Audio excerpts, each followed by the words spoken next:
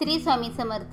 मी मनीषा ढाकणे स्वामी अनुभूती चॅनलवरती तुमचं सर्वांचं स्वागत करते. आज मी तुमच्यासोबत आमच्या घरातील आलेले एक अनुभव शेअर करणार आले. माझी आई गेले 10 ते 12 वर्षापासून स्वामीच्या सेवेत आहे. तिची स्वामींवरती खूप श्रद्धा आहे, खूप म्हणजे खूप.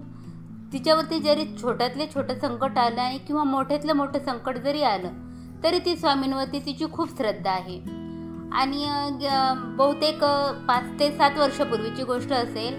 त्यावेळेस आमच्या घराचं बांधकाम चाललेलं होतं आणि बांधकाम चाललेलं असून सुद्धा माझी आई स्वामींची सेवा खूप करायची. केंद्रात जाणं, स्वामींची आरती करणं, तिथले प्रहारे करणं, केंद्रातले पारायण करणं, ह्या सेवेमध्ये ती नेहमी उपस्थिती असायची तिची. आणि साधारण 5 ते 7 वर्षापूर्वीची गोष्ट असेल. त्यावेळेस आमच्या घराचं बांधकाम चाललेलं होतं. बांधकाम चालल्याच्या नंतर त्याच्यामुळे घरातील सगळे कामं मम्मी पप्पा सगळे करायचे. आणि त्यावेळेस गुरुपौर्णिमा जवळ आली होती. गुरुपौर्णिमेच्या दिवशी माझी आई सकाळी लवकर उठली. तिने घरातील सगळी कामं केली आणि तिची मनात इच्छा होती की माझ्या पप्पांनी सुद्धा केंद्रात यावं. आणि ती बोलली पप्पाला की तुम्ही केंद्रात येता का. त्यावेळेस माझे वडील हो पण बोलले नाही आणि नाही पण बोलले नाही.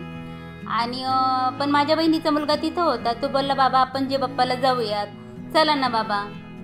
आणि त्यांनी माझ्या वडिलांना हाताला धरलं आणि केंद्रात घेऊन गेले. केंद्रात गेल्याच्या नंतर माझ्या पप्पांनी तिथं गुरुपद घेतलं, स्वामींची सेवा केली आणि घरी आले. घरी आल्याच्या नंतर त्यांनी त्यांचे रेग्युलर कामं केले. घरावर पाणी मारणं, मिस्त्री लोकांना जे काही सामान लागणं ते आणून देणं, त्यांनी सगळं त्यांचे व्यवस्थित कामं केले. आणि संध्याकाळी पहाटे 4:30 ते 5च्या दरम्यान माझ्या पप्पांना दुखायला लागलं. दुखायला लागल्याच्या नंतर त्यांनी माझ्या भावाला उठवलं आणि बोलले की आपण दवाखान्यात जाऊन यावं. तर आम्ही झोपेतून उठलो आणि बोललो की पप्पा तुम्ही एवढे सकाळी कुठं चाललात. म्हणजे घाबरल्यासारखं झालं नाही की एवढे सकाळी कुठे निघाले. ते काय बोलले की काही नाही, माझं थोडंसं दुखतंय आणि आम्ही दवाखान्यात जाऊन येतो. दवाखान्यात गेल्याच्या नंतर तिथं गेल्याच्या नंतर असं समजलं की माझ्या पप्पांना अटॅक आलेला आहे. माझ्या भावाने माझ्या आईला फोन केला आणि बोललं की मम्मी की पप्पांना अटॅक आलेला आहे आणि आपल्याला त्यांना नगरला घेऊन जावं लागणार आहे. नगरला घेऊन जाणार आहे असं म्हणला आणि त्यांनी फोन ठेवला. आणि हे ऐकल्याच्या अटॅक म्हणल्याच्या नंतर माझ्या आईला खूप टेन्शन आलं, खूप वाईट वाटलं. तिला एकदम धसकाच बसला. तरी पण ती उठली, स्वामींचा हातपाय धुतले आणि स्वामींच्या मंदिराच्या जवळ जाऊन तिने स्वामींना विनंती केली की मी तुमची इतके दिवस झाले सेवा करते, मी माझ्या परीने मला जितकी होता येईल तितकी मी तुमची सेवा करते, तरी पण तुम्ही मला असं का दाखवलं. आज मी माझ्या नवऱ्याला प्रथमच तुमच्या केंद्रात घेऊन आले, त्यांना गुरुपद दिलं, तरी पण तुम्ही मला असं का दाखवलं. आणि ती थोडीशी स्वामींवरती रागवली की बोलली की मी तुमची मनातून सेवा केली, मी तुमच्या मनातून सेवा करते, मला जेवढी होईल तेवढी करते, तरी पण तुम्ही मला असं का दाखवलं. आणि जर तुम्ही मला याच्यातून काहीतरी वेगळं दाखवलं, मला काही वाईट दाखवलं, तर याच्यानंतर मी तुमची कधीच सेवा करणार नाही, मी तुमच्या मंदिरात येणार नाही, तुमचं दर्शन घेणार नाही. ती स्वामींशी भांडली आणि दवाखान्यामध्ये गेली.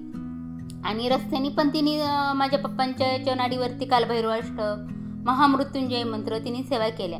तिथे गेल्याच्या नंतर डॉक्टरांनी माझ्या पप्पांना तपासलं आणि बोलले की यांना 6 ब्लॉकेज आहेत आणि ॲडमिट केले. ह्या माणूस इथपर्यंत आलाच कसा, यांना खूप मोठा अटॅक आला होता आणि हे इथपर्यंत आलेच कशी, तुमच्यावर काहीतरी देवाची कृपा असेल असं बोलले. आणि माझ्या पप्पांना त्यांनी ॲडमिट केलं. डॉक्टरांनी त्यांच्या परीने जितके होता येईल तितके प्रयत्न केले आणि डॉक्टरांनी आतमध्ये प्रयत्न केले. बाहेर माझ्या आईने सेवा सुरू केली.